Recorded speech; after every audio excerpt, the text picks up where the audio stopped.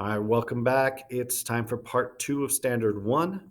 We're going through the last functions of the nervous system. So, the previous video we talked about conceptually how stimuluses cause you to process information, and then a response, which is then noticed by creates a stimulus, which is processed, and we get that big circle going.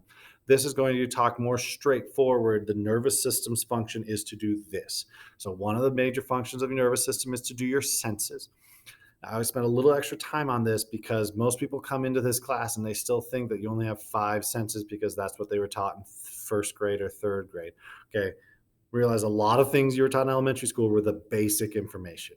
And so those basic five senses, your ability to see, hear, taste, smell, and touch, are a good start, but you have way more senses than that.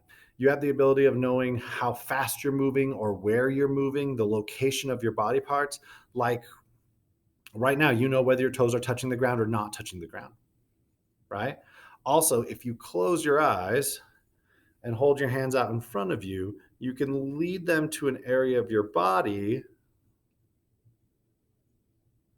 without using any of those major five senses because you literally have receptors throughout your entire body to let you know where your body is in space.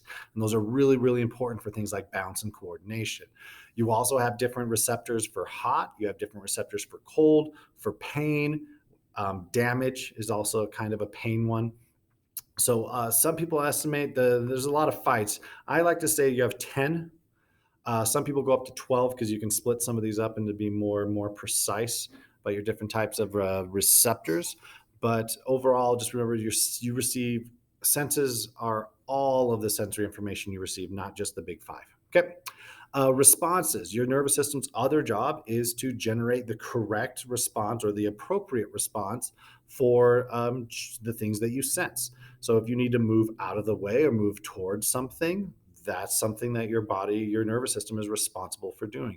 Controlling things like heart rate, blood pressure, CO2 levels are all things your nervous system is in charge of. Now, your nervous system isn't in charge of everything in your bodies. There are some things you're going to need hormones for, but we'll talk about those later. So, just major things that require that we can control with electrical impulses is what your nervous system is responsible for creating responses for. Okay, and then there's two new, we kind of split that processing into two pieces. Processing involves thinking or integration, where you look at a picture and that causes you to remember something, and that you look at a picture and it causes you to think of a new solution for a problem. That's integration. You look at a brand new math problem and you can use your tools that you have to piece it together and make it the right thing. You can look at a brand new graph and get information out of that. That's integration or thinking. Okay. Another job of your nervous system is to remember things so that, you don't keep poking the same bush. The Simpsons clip that I should show you, but where Homer just keeps doing. Okay, you get the idea.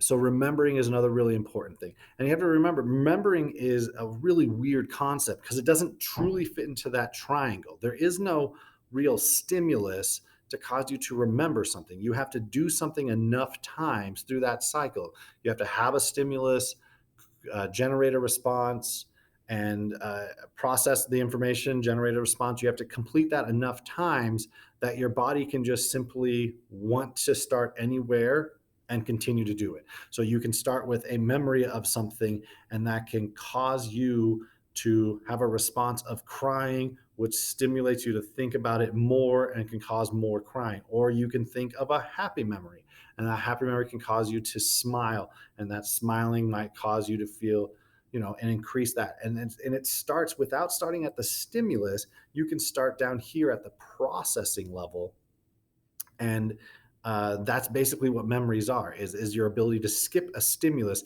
self-generate it in your brain, and allow you to complete that cycle. If I'm doing this the right direction, like that.